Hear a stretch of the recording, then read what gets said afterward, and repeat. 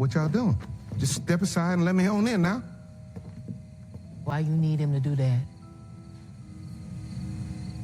You big and strong enough to push past us? Well, that wouldn't be too polite now, would it, Miss Annie? I don't know why I'm talking to you anyway. Probably your fish sandwich messed up my guts in the first place. Using old stale grease. I ain't never used stale grease, and you know it. Shut up, Annie. Smoke. Don't talk to him. You talking to me right now. Why you can't just walk your big ass up in here without an invite, huh? Go ahead. Admit to it. Admit to what? That you dead. That one of them white folks out there killed you and you a hate now.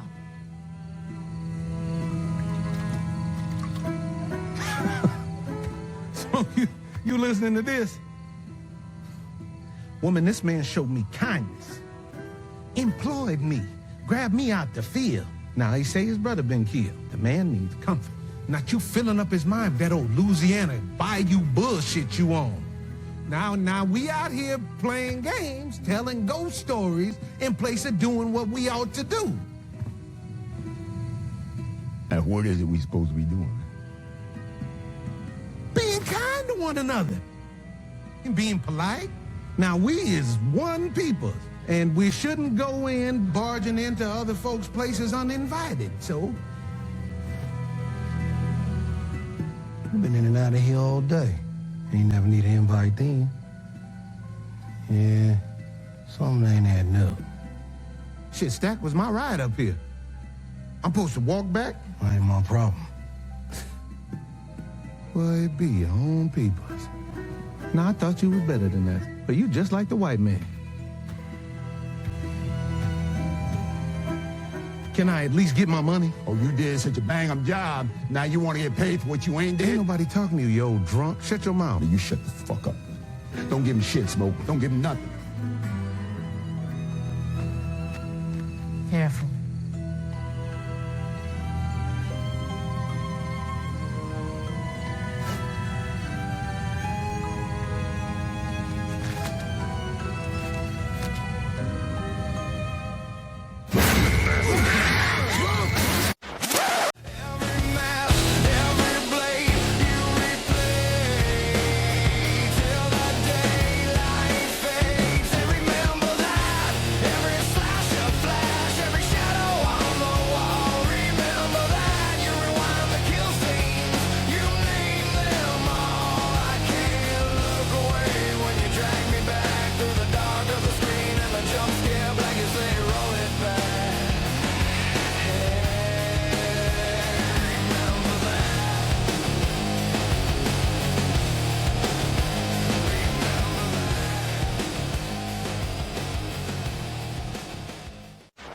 Tonight on the show, we're going to dive into one of the biggest horror movies of the year. Ryan Coogler. Is that how you say that, Daniel? Yeah. Coogler? Yeah, I think so. Coogler? That's a dumb name. All right. Well, the movie's Sinners. Now, it stars Michael B. Jordan. I want to keep wanting to say P. Jordan for some reason. But it's Michael B. Jordan in a dual role as twin brothers Smoke and Stack. Now, this Southern Gothic vampire tale blends horror, music, history, and family drama into something that feels completely unique. It's set in Mississippi Delta during the 1930s. Sinners starts as a story about two brothers trying to build a better life, but quickly transforms into a blood-soaked nightmare filled with vampires, folklore, and an unforgettable night of survival. So, I gotta know, what's everybody's first impressions of the movie before we get kicked off? Let's go first. Don't everybody talk at once. I'll go first. Okay. All right, you go first, Cade. So I remember when this movie was like being advertised last year. I was so excited for it. And this director, I believe he directed Black Panther, which I love that Marvel film. So I was just eager to see it. And so you liked Black Panther? I thought that was the dumbest movie. The only bad thing about Black Panther was the end fight. They decided to really lean heavily on CGI, and then they had them fighting in like a dark room, and they're already in like dark suits, so it just kind of looked bad. But outside of that, like I thought it was cool. But I was eager to see it because of that, and I just love that this movie, doesn't just dive in immediately to just like vampires just bombarding a city or doing anything crazy. It really sets up and builds these characters to make you care for them. when stuff happens to them later on. And then I also love how, in terms of displaying like how vampires are, like a lot of people think of a vampire, they think of like Robert Pattinson in Twilight, right? Like, nobody No. thinks about Twilight. like a lot of people Absolutely my not. age, a lot of people my This one age, maybe, but not me.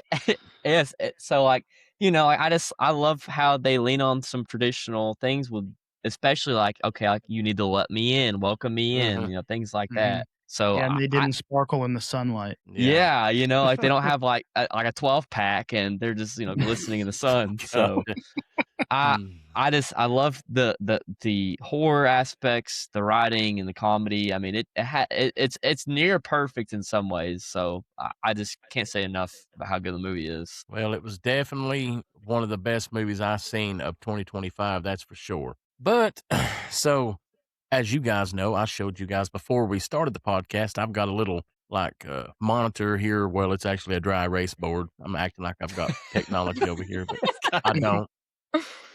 That it's got my notes that I need to go by to start the show. And once again, I started the show and didn't introduce anybody, even though I've got it written down. Yeah, we should do it now. Yeah. Number one, introduce everyone. I still went right into the beginning intro. So, having said that, let me introduce everybody. We are the Remember That crew. My name's Corky, and I am joined by my hetero life mates, Daniel, Cade, Audrey, and Josh. Now, we like to get together once a week and talk about horror movies and all kinds of cool stuff like that. So, hello, everybody. Now you've been introduced to us. So nice. And, that was a good intro. How'd you like good that? Intro. That was pretty good. Good intro. Awesome. Little late, but I got it in. Now, number 2 on my list is I've got to mention FrankenCon. FrankenCon is going down. It's a horror movie convention. It's going down in Alcoa, Tennessee, June 26th, 27th, and 28th. You can get your tickets at www.frankencontn.com. We will be there on the 27th. We're going to have a booth up. We've got a lot of cool stuff lined up. Come by. Tell us what your favorite scary movie is. Give us a suggestion for the show and enter to, win some cool free stuff, some cool stuff. We've also got some stickers and stuff we're going to give away. And the convention's going to be awesome. I know I think her name is Linnea Quigley. She played Trash in Return of the Living Dead, which is one of my favorite movies of all time. I'm looking forward to tracking her down. But, we're just going to be there hanging out, walking around, and, we may walk up and talk to some people, and they may yell at us and tell us to get out of their face. But, we're going to be there having a good time regardless. So, yeah, FrankenCon, you guys excited about that? Yeah, Corky, one thing that we should maybe consider doing, like, if we ask people what their favorite movie is, maybe we should, have them write it down on a piece of paper to tell us like their most obscure or favorite horror movie, and then put their name beside it and put a bunch of names in a jar and then pick one at random and then give them a shout out and then do the movie. If we haven't done it, maybe, we'll just have to redraw if we've done the movie already. But yeah. Well, remember that, no pun intended. And we'll do that because it's going to be a good time, man. I'm looking forward to it. So next on my list of things to do before the show gets started, it says now start the show. I should be doing the intro now, and I skipped ahead and done that first. But next it says cast. And Kay, do you have the cast for us of Sinner? Always. Yes. This is a phenomenal cast. This time I really feel like mentioning the good majority of it, but I'll keep it short. So of course, Smoking Stack here, Audrey's favorite actor. Well, see, I was going to ask Kay, you have the butt meter, right? He's a 10, man. He's got to be. what kind of meter can we give Audrey? I don't know. It's probably the ab meter. Yeah, I was going to say abs, arms, because that dude's arms were jacked in this movie. Wow. Josh, I'm sorry, the Michael buddy. B. Jordan meter. I'm used to it by now. I get it all the time with my wife with Ian Somerhalder. He played Damon from, Vampire Diaries. Yeah. So she just kicks me to the curb all the time. So no, I know how you feel, buddy. It's let's see, dude from Supernatural. Jensen Ackles. Jensen. Yeah, Jensen is that's Breeze, man. He's awesome too. He's sick. Yeah. I like Jensen Ackles a lot. I like Supernatural too. That's her other one. Yeah, that's my other one. They're here in Texas. Dang. They have a brewery here, I think in Austin or. Oh, that's sick. I knew that they had a brewery. I didn't know where it was at though. I'm sure that Bree does. Well, tell her if she ever I'm sure that wants, Bree do. I'm sure Bree do. I'm sure Bree do. Bree if she do. wants to come down, we can go a little bit of a drive, but we can drive Yeah, down there. she would walk for Jensen. Dang, man. Guys, I That's guess we could just hilarious. have our own podcast where they go chase after all these dudes with washboard stomachs right. and stuff That's like what that. happens. so. That's when right. you're a big star and handsome man. Mm-hmm. So the other side of Michael B. Jordan here is another good-looking actress. Haley Steinfeld plays Mary in this film.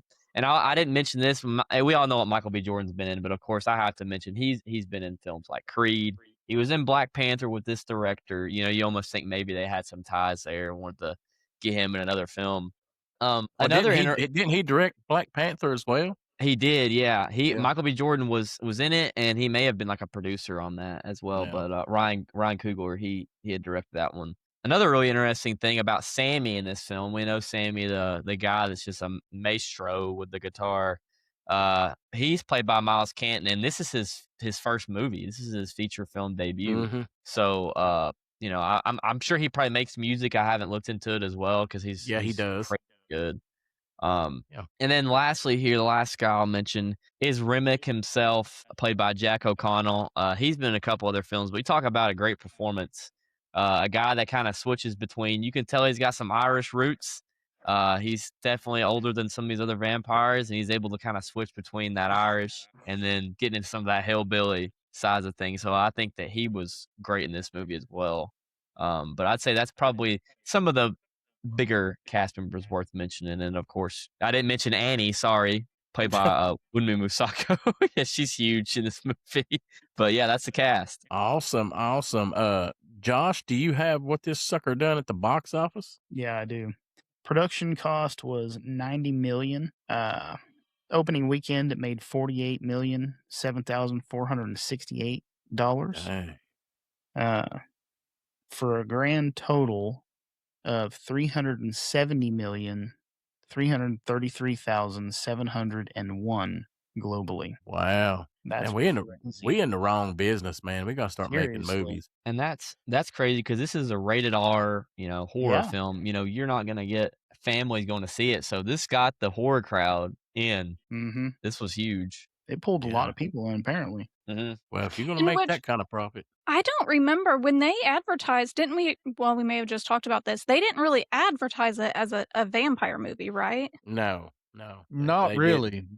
Because that's the thing that got me whenever I was watching the trailers for it.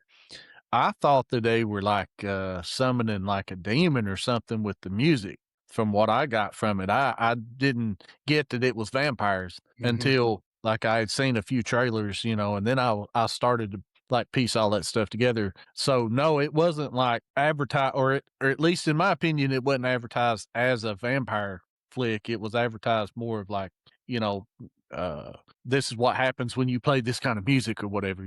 They were, it was all about the music. Yeah, I just rewatched the trailer, and there's no vampire really shown directly in it. It's kind of mysterious. Yeah.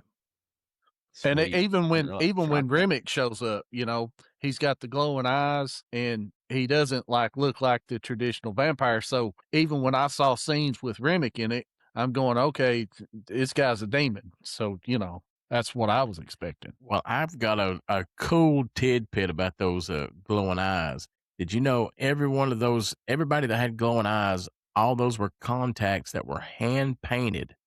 None of that was CGI. Every bit of that was real practical effects. Interesting. Yep. That's awesome. Yeah. I had read that like Ryan Coogler wanted to do it. Like you haven't seen that in any other like vampire media, that he had done it because he thought that one of the monsters from the Puss in Boots movie, the evil entity from the Puss in Boots movie, had these piercing red eyes. And so the animated movie is sick. I recommend watching that. I know it's Shrek and it's kind of, but that's a seriously good movie. But the monster in that film had like really red eyes, and he said that's why he wanted to do it. Okay. Hey, man, you get inspiration where you get it from is the way I look at it. Yeah. Shoot, yeah, that's what I'm talking about. All right. Rotten Tomatoes, Audrey, what about it? So this is pretty close to what I figured it would be. So on the tomato meter, 97%, popcorn meter, it's 96%. The Nice. IMDb score was 7.5, which I thought was kind of low, to be honest. But that puts Sinners at one of the highest rated horror movie or horror releases of 2025. Reviewers praised for the blending supernatural horror with the deeper themes about family, identity, race, faith, and community. Rather than relying on jump scares, it gave viewers characters that they could really invest in and gave both substance and thrills in this movie, and I think it worked really well for them. Awesome. Yeah, you don't see horror movies rated that high, man. That goes to show you what kind of movie this is. Yeah.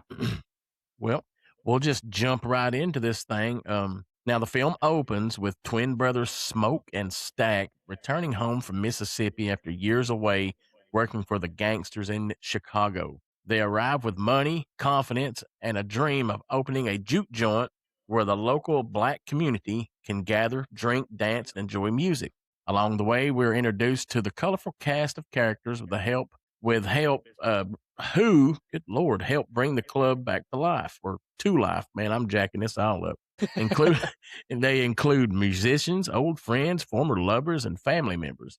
The atmosphere is rich with Southern culture, blues music, and racial tensions, all while hints of something supernatural just might be lurking in the background. So, this movie starts out with the brothers coming back into town, and they meet this guy to buy this old house, and I guess they've been away for. Does it ever tell how long they've been away from Yeah. everybody? Yeah. How long has it been? 7 years. Yeah. 7 years. Well, what had happened was they had went to Chicago, and I think they were working for Al Capone's people, right? Yes. Yeah. And basically, they had stolen. They'd got some money somehow, but they stole all this alcohol because this is Prohibition times right here. And they somehow made it look like Al Capone's people stole from this other gang, and this other gang stole from Al Capone's people. So they were trying to get back to Mississippi with all this alcohol, and they were going to open up this juke joint and try to make some money like that. So, Daniel, what'd you think about the opening of this movie and how those guys act, and what'd you think about? I should ask Audrey this question, but what'd you think about the dual roles that Michael B. Jordan was playing? How'd you think that worked out? I always think it's awesome. I'm sorry. Yeah. Go ahead. She's got to talk about this guy. Go He ahead. did a really awesome job. I even seen where they brought in like twins to help him navigate on how to carry himself for each one, and he did such a good job of performing, giving them those subtle differences where it is kind of hard to tell them apart, but there are those subtle differences between the two. I mean, even with like Smoke, his suit didn't fit as tight or as well as Stack's did, and Stack's more flashy and more hot-headed, and his suit looks more fitted to him. And then he just did so good at playing himself, and there were so many different scenes where you couldn't tell there was the same person playing both parts, and it was like two brothers that have grown up together, and he did an awesome job playing both parts. Yeah, I know. I think that's how good Michael B. Jordan did in this movie. Like, he's a really good actor. Loved him in Creed. Yeah, he's a great actor. And when you can play dual roles like this, I don't know exactly how they go about filming it and how difficult it is, but you're switching back and forth between two completely different characters, and those characters have their own mentalities. You just like what Audrey was saying, Stack was more flashy, where Smoke was kind of more reserved. He was kind of like the intellectual thinker, and Stack was, flamboyant, and he was out in the crowd, and for him to be able to go back and forth like that and to play two completely different people, especially like when you get into the scenes and they were in most of the movie together, they were in the same scene. So that just is a nod to how good Michael B. Jordan is. Now, I think that he did really good with this role. Yeah, I know they used body doubles, and they would actually, using CGI would take Michael B. Jordan's face and put it on the other body. And this is one of the times, you can usually tell these type of movies where they do this. You'll see like they'll be standing beside each other, and you can tell there's like it's not natural looking, Yeah. But these guys are passing cigarettes back and forth to each other, lighting each other's cigarette. I mean, they done a very good job with this, man. Yeah, they did it right. Yeah, I thought it was awesome. But so they cruise back into town. Well, I should say the movie starts off. I forgot all about this with the church scene. And what's our actor's name? What they call him, Preacher Boy? Yeah, Sammy. Yeah, so Sammy. Yeah, Sammy walks in and he's all cut up, and we don't know what happened to him. And his dad basically tells him, if you keep playing with this stuff, it's going to end up getting you. Not those exact words, but that's then it flashes back into what we're talking about now. The Stack brothers came back into town yesterday, and they go by the building from this Klansman, whatever his name was. Hogwood. And was his name Hogwood? Hogwood. Yeah. But I think that's right. Yeah. The whole first of the movie is them getting everything ready to open up this I guess they call it a juke joint. Yeah. That evening. So they go into town, or they split up and they go into town, and they're basically getting everything hired and paid for. But one of the scenes I thought was funny is when he goes up to the little girl, because he's got to have somebody watch the truck while he's in the grocery store talking to people, and he tells her, this is what I like about these characters, because I think I could hang out with Smoke and Stack. You know what I mean? I think if they were true real people in real life, we would get along. But he goes up to the girl and he goes, "Hey, I'll pay you, what do you say, 10 cents a minute to sit here and watch 10 this cents truck?" a minute, yeah. And he says, "Is that cool?" And she says, "Yeah." And he goes, "Nah, let me tell you something. You got to negotiate, So he was giving her a life lesson, telling her, you're worth more than 10 cents a minute, give me another offer. And she says 50 cents a minute, Mhm. And I thought that was cool. These guys are supposed to be these have a hardcore reputation, but then you see, he's trying to teach a young girl that, you're worth more than you think you are.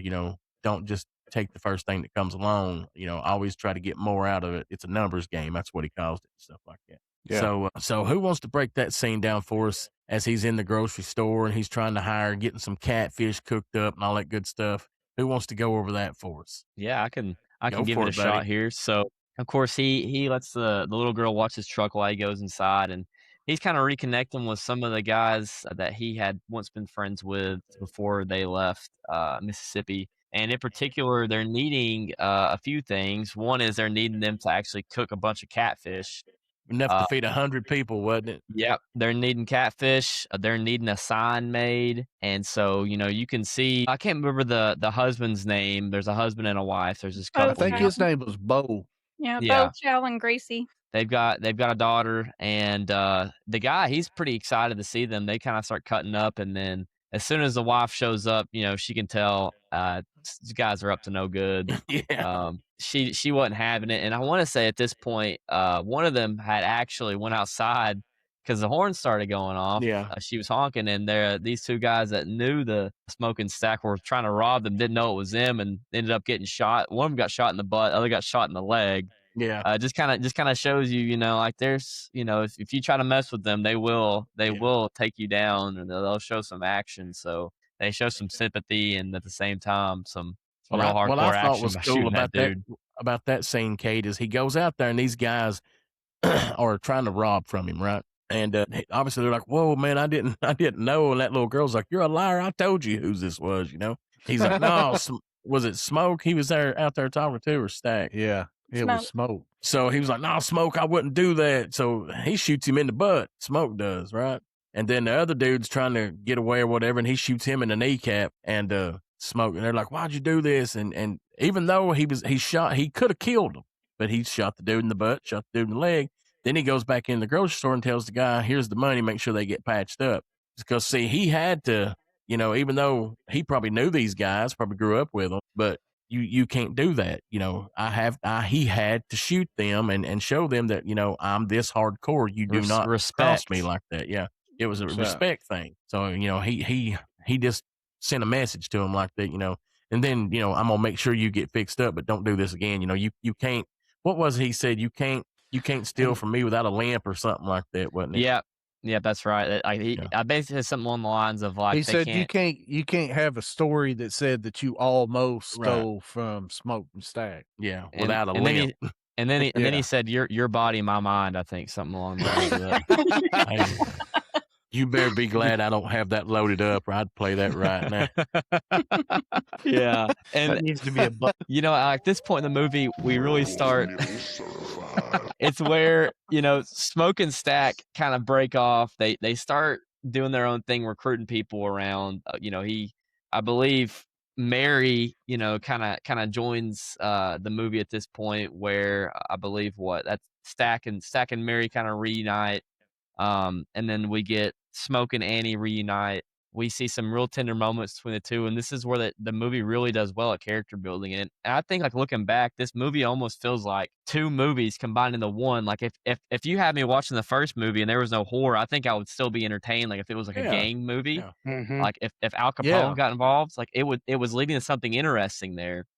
And like one of my favorite things about the movie is you've got this, it's I believe maybe it's after Annie and what is it, Stack or Smoke? Yeah, Smoke reunite.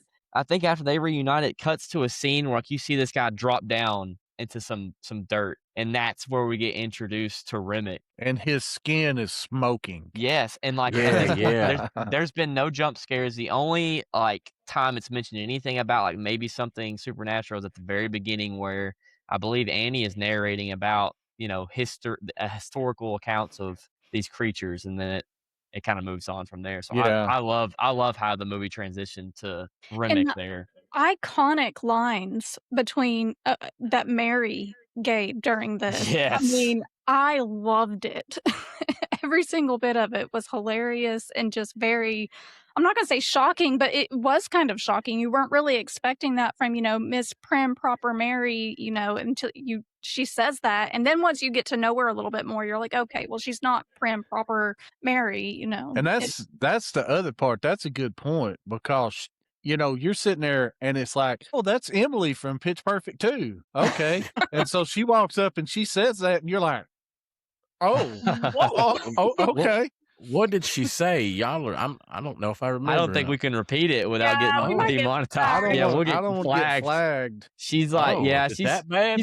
She's talking about how, like, somebody shoot me a text. She's talking about how good he is downstairs, and then like how he was like laying his head on her chest, like you weren't so tough then, or something along the lines of that. And then you just left. Yeah, it's really good. Oh, I remember now. Yeah. I remember now. Yeah. And even Sammy, when he's trying to holler at Pearline, even what he said, I was like, okay, preacher boy, like, yeah, he got that lesson in the car on the way to the. Yeah, he got the lesson from Stack. Yeah, Stack had to tell him how things run. You know what I mean? Yeah. But anyhow, and that's just how Stack was. Smoke wouldn't. Smoke probably wouldn't have, explained it to him like that. But Stack, he's just. I like Stack. He's fun. I like them both. I'm telling you, man, I would be boys with these guys, man. Like I would have been right there beside them. Yeah. And who surprised me that I really ended up enjoying and not really thinking I would by the end, but was Slim Delta. I mean, he was so funny. He's a great character. Oh, that older guy. Yes. I like Delroy Lindo anyway. He's been in some good movies. And then that scene when they're in the car and they seen the chain gang, and he's like, hold your head up, boys, you've got it. And then he retells the way they did that scene, instead of showing physically what happened when he's remembering and playing that little bit of audio in the background, I think was so smart, because it kind of leaves your imagination open. You're hearing what's happening, you're not seeing what's happening. Right. And I think they did a really good job with that. Well, another thing they did, especially during the first part of this movie, is you learn a lot about history, and the history that I didn't really know about, because you think about 1932, slavery was ended at that time. But really, you had these guys were working on this plantation, and they would get paid with money that they could only use in that town, that store. So really, they were kind of still like slaves, even though they weren't slaves, if that makes any sense. Because they had to work there, and the only way where they could spend their money is at the town store there. So Yeah. it's still a form of slavery, in my opinion, and I Yeah. never knew that, and that's something that this movie taught me. I didn't know that stuff went down like Yeah, that. that's why I feel like this movie could be like both sides of the movie. It would have been great, like if they would just took off with what they were doing originally and then not had any vampires. But man, I'm glad that they included some because Oh yeah, when yeah. it just starts to take off, and I don't know if we're at the half. Oh, we're almost at that point. Well, I'd say, I right? was going to ask, is there anything else, because the first part of the movie is just everything leading up to opening up this bar at night. So, is there any scenes that we still need to talk about that I haven't mentioned or anybody else? Yeah. Uh, The, Yeah. maybe, Smoke and Annie a little bit more because that has a lot to do with it, with Annie being so spiritual, and then you find Mhm. out that they had a baby and they had Oh, lost yeah, it, yeah, and yeah. he's like, he didn't believe in all the spiritual stuff. He's like, "It's fake. This is fake." And she's like, "Oh, yeah? Well, then why am I doing all this and praying and using roots on you and your brother, and you're fine?" And, Smoke, I mean, it was heartbreaking, but he said, "Well, why didn't work on my baby or Yeah. our baby?" And she was Yeah. like, I don't know. And, oh, that was heartbreaking. Yeah. I mean, it's Yeah. such good character building. Like they did, and with the time they did it, what was like an hour into the movie at this point? That where we start Yeah, or to, at Pretty least I mean, close, 45 yeah. minutes. Yeah. yeah, 45 minutes, somewhere around in you already there. care about everyone, even Sammy. Like everyone's has their purpose, even Cornbread in the movie. I Everybody loved had I care about such him. character depth, Yeah. like tons of character depth. The only other thing that you missed or that we have missed going over is there's a little bit of foreshadowing there, if you want to call it that, with the snake. So they show up to the truck, and they take the cover off the truck and they move some stuff around, and there's a big snake that's right there. And Preacher Boy, he's kind of like, oh, snake. But Smoke and Stack immediately know how to handle the situation. And if you'll go back and watch it, I just caught it, and I don't know if they did this on purpose or not, but it looked like the snake's eyes were like the vampire's eyes later Right. on. I need to go back and look at Had that. some That could, had some glowing to it, but you could already tell, or at least I read into it that the snake was kind of foreshadowing events to come. So this is not going to be all hunky dory. This is not going to go smoothly, and Smoke and Stack will react exactly, to fight the vampires and to kill the snake, and a little bit of Yeah. foreshadowing there. that's a That's good point. good. I I didn't didn't think about pick that, up on Daniel. that, but I can see it now that you mentioned it. I definitely can. Well, I think that that's going to move us on into the middle of the movie. And so once the juke joint opens, the movie shifts gears. With what begins as a celebration quickly turns dark as mysterious strangers arrive and begin infiltrating the party. The audience slowly realizes these aren't ordinary people, they're vampires. The club becomes trapped between the outside world and an ever growing supernatural threat. As the body count rises, old grudges, secrets, and personal conflicts come to surface. Smoke and Stack must rally everyone inside the club as they discover traditional methods of fighting these creatures and struggle to survive until sunrise. So what happens is you know, first off, they're in the club, they're dancing, and everybody's having a good time. And Sammy starts playing the guitar, and he starts having this moment where I guess what they're trying to say is he's playing the guitar so good, he is bringing up all the past, present, and future, methods of music or, Mhm. whatever. And what'd you guys think about that scene? Because I thought that was kind of unique, man. It's showing Yeah, break dancers and It all was it kinds really of was stuff. awesome, and I want to say at a certain point in the movie, earlier on, I believe it was Annie maybe mentioned that certain people had the ability to, bring out certain aspects of the past with their ability to play music and make people feel these emotions. And I think that's kind of like just a visual display because I mean, there's obviously not a guy on some turntables in there, like or anybody right. rapping. And it kind of ties to why Remick was drawn to the club because Remick, one thing about these vampires is they're not necessarily a hive mind in that like they're all thinking the same thing, but they can all feel the same emotion. And as soon as you're in or a part of their vampire army, you have all their past memories. And so Remick kind of senses this music and can feel that like he needs to go to Sammy, make him join his vampire army, what do you want to call it, and so he can have that that same culture or whatever you want to call it. So I think that's what kind of draws them there in the first place. Yeah, this is tons of symbolism. Yeah. But even before you get to the music here, you get another big dose of exactly how racism played a part into this. You have Remick that shows up at I can't remember what the two people's names were that he shows up, but he's being chased by Indians, right? Yeah. So he's at the door and he talks his way in. So they let him in.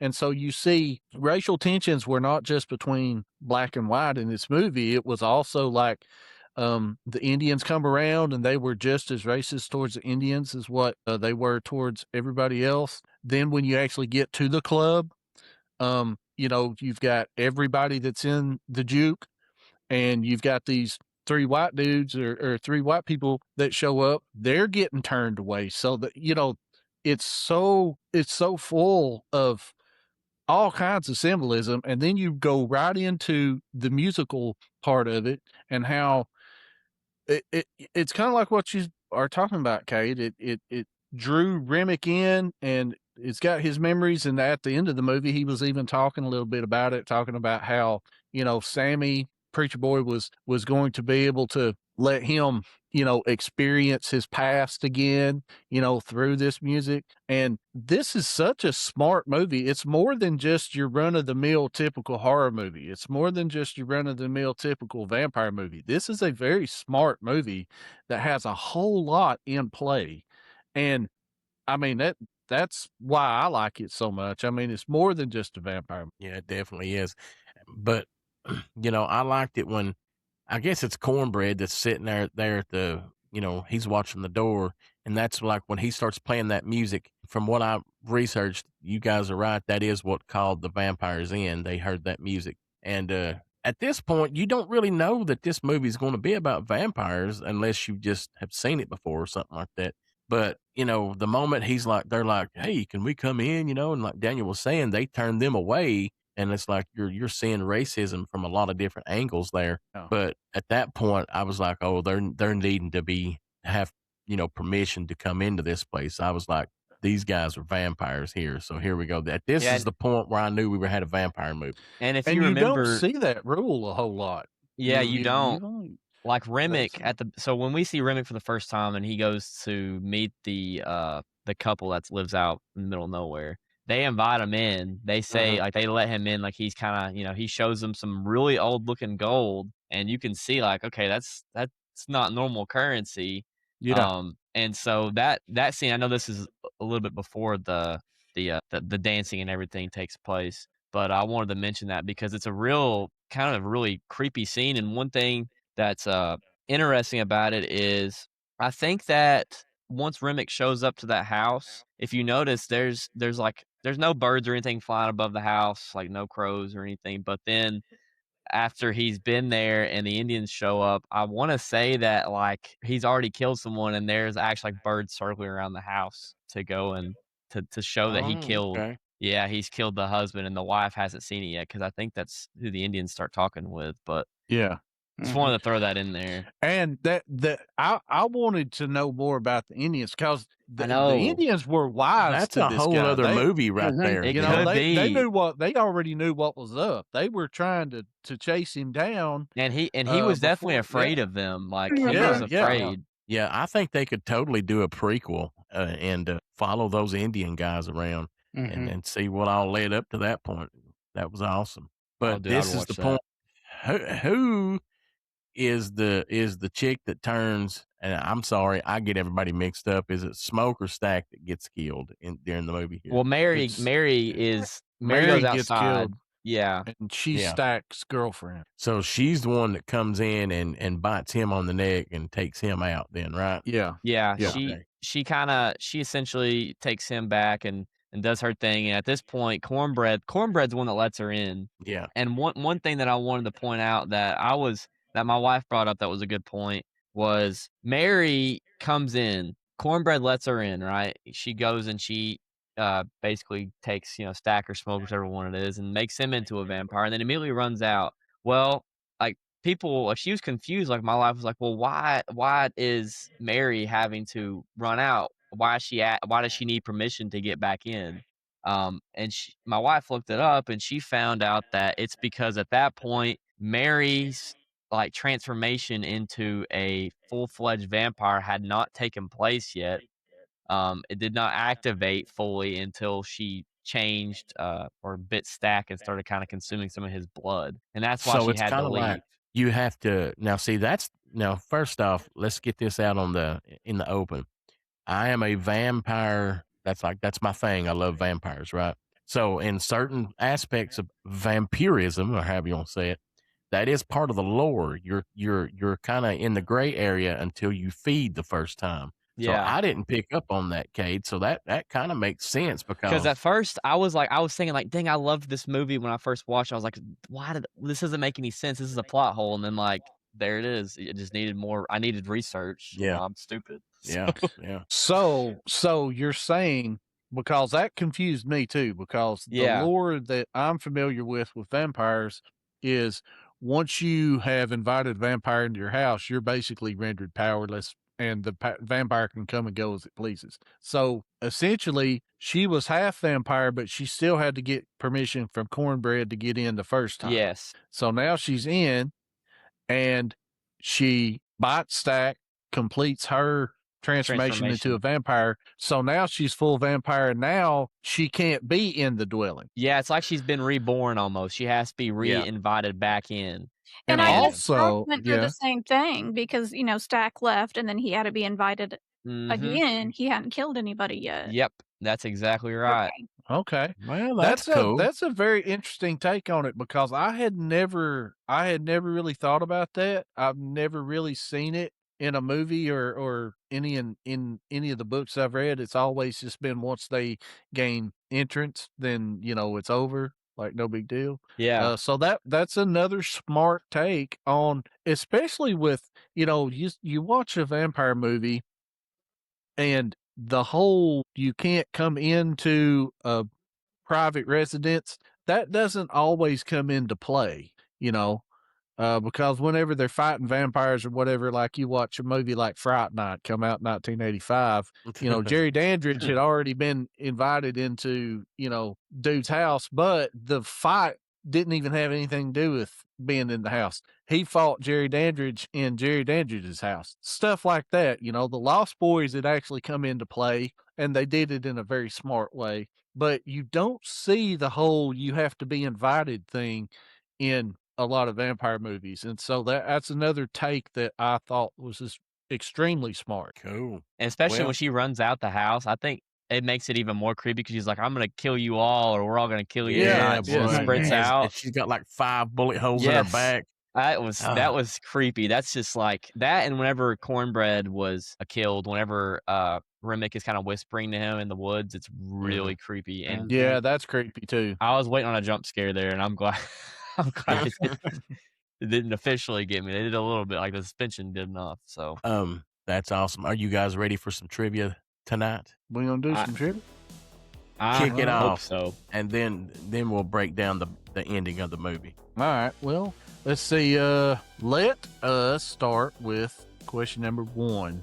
If everybody's ready. We've already discussed this pretty, at length here, so this will be an easy one. What main rule of vampire lore was explored as an overall theme? Okay, cool. Hey, he wasn't even done talking yet. Go ahead. You have to ask permission to come in. Yes, that is correct. You have to be invited. Yeah, you have to be invited. Cheating with knowledge, baby. Number 2. Okay. Now, we haven't discussed this yet in the movie. We haven't made it to this point yet. So this is straight vampire lore. But you also have to remember what was said in the movie. Here's how we're going to do this to keep people from ringing in and then thinking, Cade. Okay. I just have to take a second. Right. This question has 5 answers. If you are wrong one time, you're done. Stop speaking, and I will tell you when you're wrong. Okay? You have to get all 5 parts of this correct in order to get full credit. Are we ready? Yes. I think so. Okay. There were 5 deterrents to ward off and or kill a vampire that was discussed in the movie. What are they? Cade. Cade, go. Silver, garlic, wooden stakes, holy water. Well, That's what I had, but I don't know what the 5th. Oh, okay. And we were wrong. Okay. Cade's and out. Then, yeah, I'm Cade's out. out. I'm out. I'm out, guys. Good luck. So now everybody has to remember what he said that was right, and then get the rest of the I question. like this question, Daniel. This is a good question. All right, I'll take a crack at it. All right, Corky, go. Silver, wooden stake through the heart, garlic, sunlight, and something else. That's a good point. Oh man, I'm drawing a blank. Dang it! Yeah, it's whatever that liquid is. I don't know. It's got to be holy water, but It's not. It's not. not because the water Cade had garlic in it. That's where the garlic That's comes right. from. It was. Yeah. That's pickled. That's pickled garlic water. Yeah. Okay. All right, so Corky's out. It is Dang now down to Audrey and Josh. Can you I- come through? Can I say something real quick? Yeah. Does And you're gonna anybody be notice? mad. Does anybody Go ahead. notice how I'm pulling an Audrey and Josh right now? It's like I'm just fading in the darkness. Yeah, you are. Why? What's happening to my don't know. lighting? I don't know, dude. It's getting. All I can see is your face. I know it. He said the holy water's not it. Oh, look at these guys. They're They're They're allowed to inspiring gonna together double here. team it. This is a And hard question. I'm gonna tell you right now, y'all are gonna be so mad. Okay, Because it's- but I'm confused though because you're saying no to the holy water, and I know they had holy water. She said garlic wood, silver, and holy water, but it was I know also what the it is. mojo pouch around Smoke's neck. That is not a traditional lore Okay. repellent. Before you tell us the answer, I have it. What is it? Hold on, Josh still may have to Oh, go. all right, Josh. All right, you got this. Honestly, I can't even think of what the 5th one would be. Okay. Can I, the 5th No, one? you can't go again. Well, okay. There is one. I want to help my friends out. Okay, I'm just gonna say one word, and then like this may jog like you to think of what they can use to fight against them. Okay, you ready? Camping. What do you think of when you go camping? Like, what? Marshmallows? You're wrong. You're wrong, No. Cade. No, Hey, you're I close, got it. Corky. I You're got really it. I hot. got it. You're really warm. For No no more. points, but I'm going to say it. Crucifix. No, What? It wasn't in the movie. it wasn't in the movie. I don't remember. All right, so everybody Cade, has, there's either a ghost behind you or your wife's behind you. I'm just letting you know. That is my P is here wife. to visit. Yeah, he came Mr. P's back. back. Not I a think the demon. door is slung open. and I told you, you're gonna be mad when I say it Spit it Say out. it. because we've already talked about it. It's the invitation. God, What? right. You got to be invited. You got to be invited. Damn it. That, And but then- is that I something thought you we use were to, talking fight about them? to fight them. Yeah. It's a deterrent. It is Okay, a deterrent. deterrent. Okay, Yeah, you're deterrent. right. When you say deterrent, yeah, you're right. So in the movie, the deterrents were the invitation, garlic, sunlight, stake through the heart, and silver. And see, I don't remember stake from the heart or silver from the movie. Really, they were Yeah, staking they did. people right and Yeah. left. Yeah, they when were, the twins were fighting, that was one thing. I believe it was what Smoke had like a silver necklace on, and he couldn't get bit. Really? Man, See, Yeah. I thought it was the mojo Well, bag. it was. I thought it was a the mojo. mojo bag. It's why I thought it was a mojo bag. Oh, well, now maybe was it is. it? Maybe it is the mojo bag. Because That's a at the good very point. end, I think he takes it off because Yeah, he he's does. willing. He's like, "All right, I'm ready to go home. I'm ready to go. be Yep. with Yeah, That's a Danny." good point. Yeah. Interesting. All right. No points for Goose question number eggs 2. on that one. Goose eggs on that one. That was a good hard question, though. I had to do something to bump this up. We need Yeah, to that was a get good beyond what color was, Smoke's hat. We need to get beyond that. All right. So let's see. Well, we can, that was not really a good one. All right, we'll go to the next question here. Where did Smoke and Stack move off to? Corky. Audrey. Corky. I heard Chicago. Corky first. Chicago. Chicago was correct. Williams Next at question. tonight, homies. Go back Next and watch question. the tape. Oh, did you beat him? Are you saying that you beat him? I did. Yeah, I beat Corky. No, he didn't beat nothing. All right, I keep my ear on. Here we go. Who did Smoking Stack work for? Audrey. Cade. I heard Audrey first. Al Capone. Al Capone Nice. is correct. I literally said that myself. It's earlier. 2-1 right now. Corky and Audrey, 2-1. I got this. All right. How did Smoking Stack come by the money and Cade. beer and wine? How Corky. did that? Cade. I said Corky. I think Corky did ring in first, didn't you? I did. Was it? No way. Cade's calling BS. Audrey, That's did you hear? BS. Audrey and Josh, did you hear? I heard 'Cause Cade I was- called it, like halfway through the Yeah, I think question. Cade- Yeah, I pulled a Corky and just went ahead. Okay. Oh, All right, you so- pulled a Corky. Okay. All right, so since Cade claims that he's been screwed, I'm going to let him go. I'm going to let him go and answer this question. So the question is, okay, how did Smoke and Stack come by the money, beer, and wine that they had? So they stole it from Al Capone and they stole it from a rival gang. And then that their plan was to, cause them to feud and then run away with it. Back to Okay, Mississippi. all right. I will give you the point. Now, just for Bullcrap. bullcrap, can you tell me which gangs by nationality, because it wasn't an actual name of the gang, by Audrey. nationality, Yeah. which ones did they set up? And which item went with which? There was an Irish beer, so there's an Irish gang. Okay. And then from Al Capone it was some type of wine. I can't remember the Italian one. Audrey, who's the Italian wine wine. from? That's the Italians. So Nice. they stole. some type of wine. I said They Italian stole- wine. They I said stole Italian the wine. wine from the Italians. They stole the Irish beer from the Irish, and they were taking money from the payments for those, and they Yeah. were ripping off both sides. But they also robbed some banks. So they had this money, but they were basically on the run, because just as soon as the gangs figured out, we've been ripped off by Smoke and Stack, they're going to go after Smoke and Stack.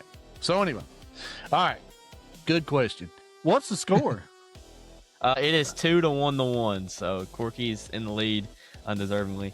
I had to turn my hat around backwards so you guys could still see my face. I was fading in the darkness. He gonna dig in. All right, here we Yeah. go. Let's see.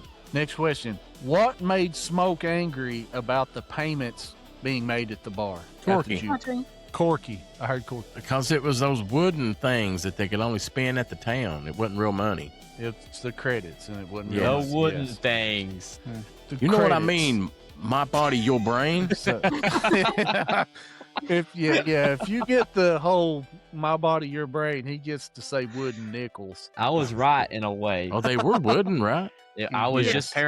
just Well, paraphrasing. you also had the kids that gave Annie the cash. That was the sharecropper cash, the credits. Yes, So anyway, that's true. The Republican credits. Oh, sorry. Wrong movie. all right. What did Smoke and Stack keep referring to their place as? Cade, Audrey. Cade, a juke joint. a juke, yes, juke joint or juke. Very good, Cade with the point. What did Stack use as an example when he was telling Sammy about the button? Audrey. Audrey, Ice cream cone. ice cream cone. There we Oh my go. gosh, Daniel! What a question. Did she paid attention to that? Never Got mind. that one. I was afraid to answer that because I was like, I'm not gonna say what I think I'm. Kate's face is getting red right now. I was gonna say it's something nasty. All right. Okay, Oh, Here we go. man. it's 3-2 Is to it 2. hot This in is here? close. Oh, it's a close one. Okay, here we go. Whose guitar did Stack tell Sammy that his guitar was from? And whose guitar was it actually?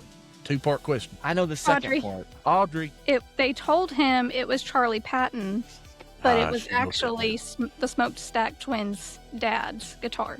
That is correct. She got it. It's 3 That to is correct. 2 now, Corky. Can I give you a little information about that guitar before you move on, Daniel? Sure. Before I forget, that guitar was a 1932, can't remember the name of it, right? But it was actually from 1932. They went and found 3 of these guitars because they're super rare.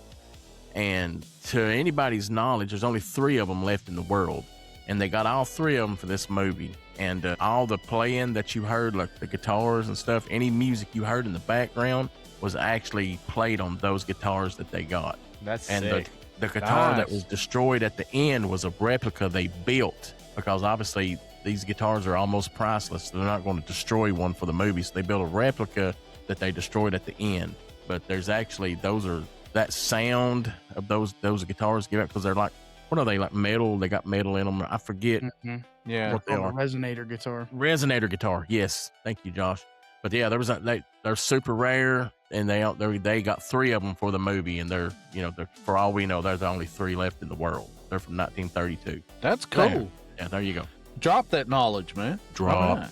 So what we got is 3 more questions before this is it. All right. So next question is, what did Stack offer Delta Slim in order to get him to play at their juke? Audrey. Okay, it's Audrey and Corky at the exact same time. I know whatever. We know what's up. Sometimes I choose paper. All I'm saying. There you go. It's elite knowledge. Wins every time. We ready? Rock, paper, scissors. scissors, shoot. Hey man, she got me. So I guess this could be a 2-part question, because at first he offered him $20, and then he said, no, I'm not giving it up because I've been playing at the same place for 10 years. So then he offered him $40 plus all the beer he can drink. That's it. correct. You're thinking plus all the Irish beer that he could drink. Yeah, Very good. None of that corn liquor, you know what I mean? That corn liquor. All right, so 2 questions left. I'm not real sure where we are with points right now. Yeah, it is. Corky has 3 points. I've got 2, and Audrey's got 4. Dang, I'm Okay. getting beat, man. What happened? Just Dang it. All right, so I always start out so strong, and then I just fade away at the end. Oh, what did Smoke and Stack's juke joint used to be? Audrey. Audrey. A sawmill. It did used to be a sawmill. I didn't even know that. I knew that Shoot. one. Dang it. And last question. How many years passed since the last time Sammy saw Stack and Mary? Wait, say that again. How many years? How many years passed? So between what happened in the movie and whenever he sees them in the future, how many years Cade? passed? Oh, wait. Whoa. Cade. Yeah, Cade. 60 years. That is correct. It is 60 years. Can you tell me the years? Tell me the years? Well, it's 1992, so it would be 1932. Whenever the present time of the movie, and then versus when he's old. Right. So it didn't say in the movie that it was 60 years, but it did show 2 dates. And Yeah, it was October 1932 and 1992. So you had to do a little bit of math. I there. tied with Corky, and I feel good. Audrey won. I got our man. on Corky. Oh, so you tied with Corky? I got a tiebreaker. But okay, now Audrey won. She's Audrey got 5 won. points. Oh, Audrey did win. Okay. Yeah, she okay. won. Well, that's cool. That means Audrey's got trivia next week. We'll see how good There she you go. is at it. We'll see what's up. We'll see what's up. All right. So you want to go for third? I'll give you the tiebreaker. Give for us third. give us Me a and Corky, tiebreaker. yeah, let's do it. Let's do All it. right. Here we go. What kind of snake did they kill? Corky. Corky. Corky don't water know. moccasin. Cade. Cade. Tell him what it is. It's a rattlesnake. It's a rattlesnake. I was going to say You rattlesnake. You said copperhead water They're- moccasin. They're in Me. Mississippi, You like a man. copper moccasin? Mississippi's got all Copper kinds of swamps moccasin. and crap, man. They don't got You rattlesnakes copper in moccasin. Mississippi. I'll take second place. I'll take it. Copper moccasin. Oh my It God. was a copper moccasin. Man, I thought as soon when as you said Corey, I was like, man, he's gonna get okay. Here we go. Copper moccasin. I looked it up. It is a rattlesnake. See, Okay, that was I my would think they tiebreaker. would be water moccasins more in Mississippi than there would be rattlesnakes. But you know. Rattling. Man, do you not know what a rattlesnake looks like when it gets No, up dude, into because that when I see egg? snakes, I run. I don't care if they're rattling, silent, pretty, smooth. I don't care. I run, and I don't come back. You know? Copper moccasin. Well, all right, copper moccasin. All right, y'all, let's break down the end of this copper moccasin worth of an Let's- episode here. Let's do it. All right, so The final act becomes an all-out battle for survival. Characters are forced to choose between sacrificing themselves or giving in to immortality. Smoke and Stack confront both the vampire threat and the consequences of their own past sins. The film delivers several emotional deaths, shocking twists, and intense action sequences as the surviving characters fight through the night. By sunrise, the story becomes less about defeating monsters and more about what people are willing to sacrifice for family, freedom, and redemption. The ending leaves audiences with plenty to debate, especially regarding the fate of key characters and the film's deeper themes about legacy and survival. So, who wants to run down kind of the final moments of the movie for us? Whoever wants to do it. And anybody want to do it? Anybody. I'll try it out. You go for it, buddy. Go ahead. Go for it, Cade. Yeah, so, skipping a few major beats, obviously the vampires are let in by the lady who is worried about Grace, her daughter. I can't remember her name either. I apologize. Sarah. Sarah lets all. Yeah, it was one of the two. She lets all the vampires in because they're threatening to go after Grace. She's like not going to sit around. She wants to get them, get it over with and try to fight them and take them out. As opposed to waiting till sunrise. Well, they start fighting. We get some really sick moments here. A lot of the cast gets taken out. One of the best characters in the movie, Delta Slim, he sacrifices himself in an awesome way in this movie, Slim, while everyone kind of runs away. But it gets to a point where the Stack twins are the Smokestack twins are fighting each other, and Smoke and Stack. We don't see what happens with them, but this gets explained later. But eventually, Sammy and Remick are actually out with one another. The sun's starting to rise up. We see all the vampires kind of join in, and this is where we really start to see the hive mind type ordeal here, where Remick gets injured very badly by Sammy. He smashes him across the head with his guitar, and you notice all the other vampires start getting hurt. And then as Remick is about to go, and pretty much at this point, I think he's just going to kill Sammy. This is when Smoke comes out of nowhere, stabs him with a wooden stake, killing him. The sun starts rising up, and the vampires that were there, along with not all the vampires, there's two in particular who do survive that we know of. Most of the vampires there get destroyed by the sunlight. And then it kind of cuts to Sammy and Smoke having their own little moment there. And it ends with Smoke actually being left alone at the sawmill or the juke joint, to which the guys who actually sold him the place go back to take him out. We get a crazy good final scene where we get to see some of the military background of Smoke here, where he kind of posts up, takes out most of these guys by himself. It looked like there was like 15 to 20 guys here. And but eventually Smoke does get shot, and we get a really, really touching scene here as he's about to die. He sees Annie and he sees Elijah on the other side, and he eventually joins them. And all this to say, the movie essentially picks up where the movie started, where we see Sammy back at the church, and he takes off to go and start his musical career. And then, kind of like what Daniel alluded to in the trivia there, 60 years flashes by, and we get a really sick scene where Sammy's older. He's become a legend. And eventually Mary and Stack find him, and it's very interesting that they're not really vicious here. You can tell like the lifestyle of being a vampire has taken a toll on them. They can't go out in daylight, they miss it. They offer Sammy to join them, and Sammy's like, I've seen enough of this world. They respect it, they move on, and then we get a really sick ending to the movie, unlike what you'd probably expect out of a horror film.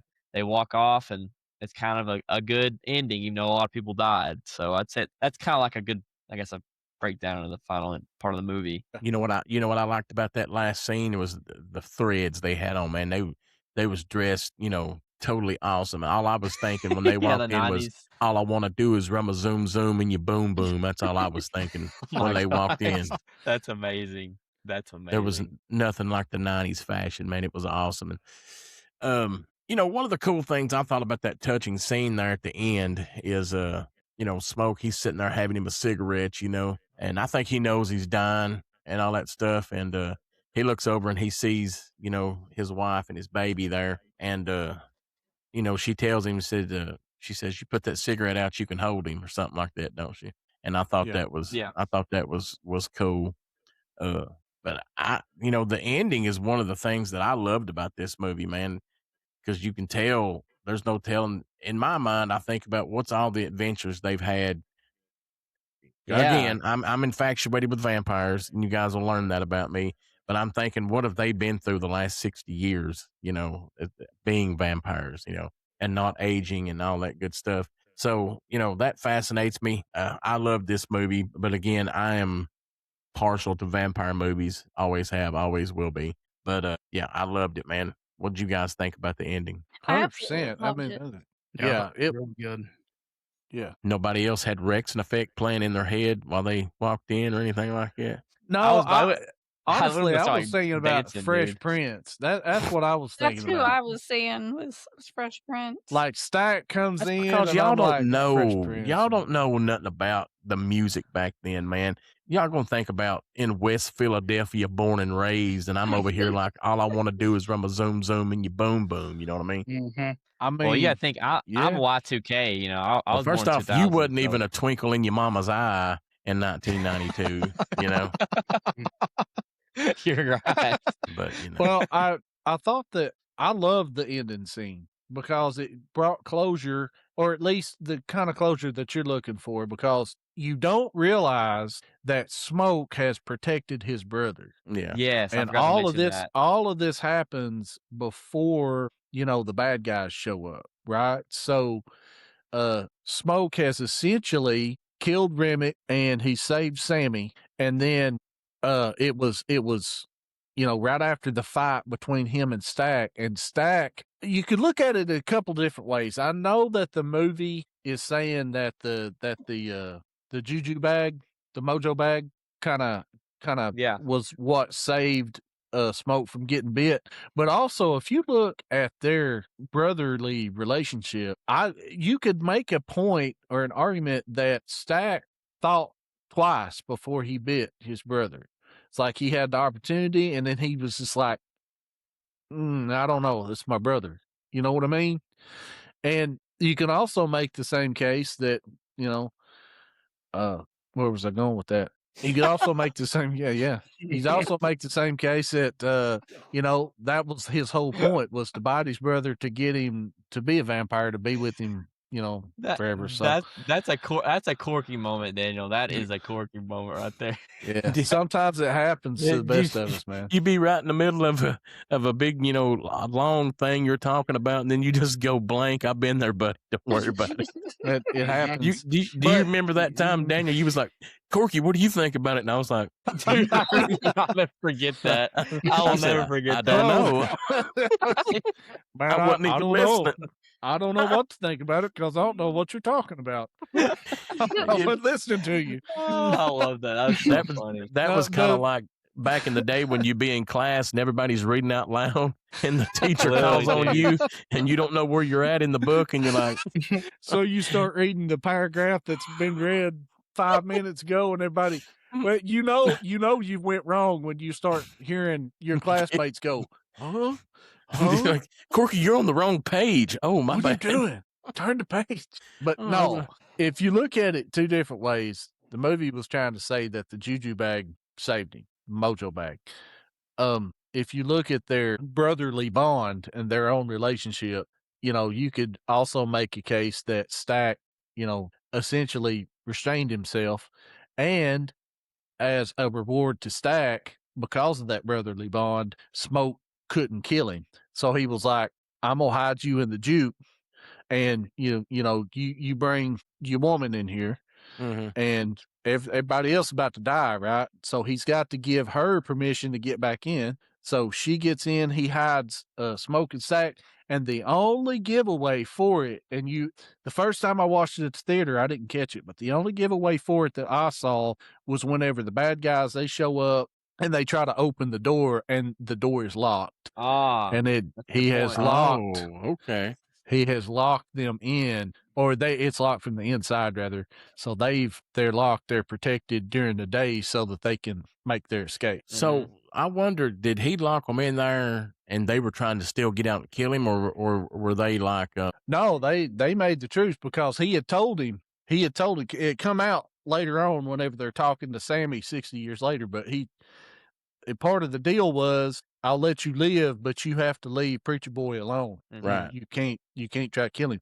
So they were like, okay, cool. But if you think about that also, they're very much alive and awake while Smoke is taking care of business outside. So Stack had to hear his brother die. Yeah. Had to hear his brother go through all that and get shot and eventually die because of it. Well, one thing I don't understand is when they staked, what's the main vampire's name? Remick. Remick. When they staked him, didn't all the other vampires die along with him? No, they the felt sun. it, No. but the sun, they were all in the sun. Yeah, so the they sun didn't was just coming die up. because he died. The sun came up No. and killed them Yeah. because they were all Yeah, outside. sun- they were yeah. killing vampires throughout the main part of the action sequence. So Yeah. it's just the fact they were all in the sunlight, but they could all feel the pain for sure. Yeah, because I didn't understand if they all died, why didn't Smoke or whoever it Yeah. was in there died, but that makes sense. Cool. Well, awesome, and that's the movie. You guys ready to rate it real quick? Let's do Shoot, it. yeah. Let's rate it. All right. Who wants to go first? I'll just go in alphabetical order. Audrey, go for it. Well, I forgot to write mine down, so I'm just gonna go Just right take off a the guess dome. at it. That's Right what off I the do. I dome. don't never write mine down. I mean, what can you say about this movie? The music was amazing. You getting so invested with all of these characters. There's symbolism through the entire thing. I really enjoyed it. I'd have to rate it a 9. Good I score. can dig it. Josh, what about you, buddy? Man, I thought it was a great movie. The music was amazing, but I always really enjoyed that kind of music. Like Audrey said, the symbolism was great. They really tied into like a lot of the vampire lore that I've always really enjoyed. The acting was phenomenal. I mean, I would definitely rate this movie a 9, and I would definitely recommend this as a watch for other people. No doubt. Shoot, that's 2 9s. Cade, what do you give it, buddy? So I'm going to give this movie a 10 out of 10. Ooh, I can't Wow. really tell you anything negative about it, especially given that there's a lot of movies we watch where, there's been a few horror movies I can think of, like The Burning. That's a good example of a movie where it tried to do some slow build up that was meaningless before actually showing some action with the main part of the horror movie. But this movie was able to take 2 different films, combine them into one, and make something like phenomenal. Like I had mentioned before in the show, and you combine that with a stellar cast, a great soundtrack, really good. I don't know if that was practical effects, some of the blood and some of the cuts and stuff that you I see. think it was about all practical effects. Yeah. But phenomenal practical effects. So I have to give this a 10 out of 10. Like, you have to watch it if you haven't seen it. I recommend it highly for anyone who just loves movies in general. Nice. Daniel, what do you give it? So, I've got 10s across the board. The lowest thing that I have is an 8 for special effects, and that really should be a 10 too, because they knocked that out of the park. So, my overall score is a 10. But going back to what Josh was saying about the music, I'm a huge music lover. Really big into music, and I've recently gotten into some of the bluesier type music, listening to it off and on here and there. So I listened to the Sinner soundtrack this morning. I did and too. I need to. I'll do it tomorrow. It's freaking great, man. It is. It's a mix of a lot of different things, but man, it's a good soundtrack. And it gets a 10 from me. I don't see anything at all wrong with this movie. Right. Well, I guess that leaves me. I was trying to think about what I could say bad about the movie, because I'm gonna go ahead and let everybody know I'm giving it a 10 as well. Because the only problem I found with the movie is that, if you get online, and a lot of people didn't like kind of the inside religious message that the movie put out and stuff like that. But, as me and Daniel were talking today, I don't watch the movie for anything like that. I watch the movie as pure entertainment. And so I don't look at it for I don't incorporate that in anything about my enjoyment of the movie. I see it as a vampire movie, and I'm a vampire enthusiast. The movie was great. The acting was phenomenal. The music was phenomenal. The special effects were great. I can't give it anything lower than a 10 because it was a phenomenal movie. Story wise, it's just great. I can't give anything less than a 10. So, Cade, what does that give it overall from the five of us? Yeah, so from the Remember That podcast, our score for Sinners is a 10 out of 10. So this is a huge, rare thing for us to give an average of a 10. I think most of the time we're like averaging down to a 9 or an 8. Is this the first 10 I'll overall? have to go. I think for this year, this is probably the first that we've averaged for a 10. Is it the Yeah, first I'm ever? looking back. I think it might be the first ever. I'll let you know the next episode. I have a lot of notes here. Well, I know this is the first movie of the year that I've given a 10, and I can't remember last year. We don't hand out 10s a lot. We really don't. Yeah, I don't hand out 10s very often. Yeah. So, kudos to this movie, 100%. Yeah. Right. And I will say, even though it's like, what, 2 hours and 17 minutes or something like that, 17-minute it doesn't feel like it at all. No, I love that's 100% true. No, it's a great movie. I've actually got it playing in the background here, and I'm to the episode where Smoke just lit his final cigarette, or Stack, whichever one. I get them mixed up. But Yeah. it's a awesome movie. We don't give out 10s much, but you heard it there. This movie gets a 10 from the Remember That crew. Don't forget about FrankenCon. Like I said, it's going to be going on in Alcoa, Tennessee, June 26th, 27th, and 28th. You can get your tickets at www.frankencontn.com. We will be there on June 27th. We'll have a booth. Come by and see us. Say hi to us. Looking forward to it. Looking forward to seeing everybody and just having a good time on that day. We got anything to add before we get out of here, guys? Make sure to check out The Guilty and the Ghostly. Oh, yeah. Right. Audrey, what do you guys got going on this week over on The Guilty and the Ghostly? Any surprises coming our way? So, well, this week we actually posted our episode with you on the Paranormal War Room and did a bonus episode of Remember That. And then next week we are doing what's it called? Sinister Submissions. So we kind of talk about our own personal stories and have a few listener stories that we're playing. Cool. Nice. It's always a good time. And so if you guys are into all that stuff, make sure every week go check out their show because they do an awesome job. And then they also do an awesome job on here talking about these straight up horror movies that we do every week, man. So appreciate everybody listening to us. Go check out Audrey and Josh on their channel, The Guilty and the Ghostly. I reckon it's everywhere you can find podcasts and all that good stuff. What movie we doing next week, guys? Do we know yet? Creep Show next week. Oh, Creep Show. Okay. That's our throwback classic. Throwback classic coming next week, Creep Show. So everybody get ready to tune in for that. Let's see. Sinners gets a 10 out of 10. First one, I think, maybe ever on the average, 10 out of 10. So appreciate everybody join us. We'll see you guys next week with Creep Show. Bye, everybody. See you. Bye. Bye, y'all. Bye.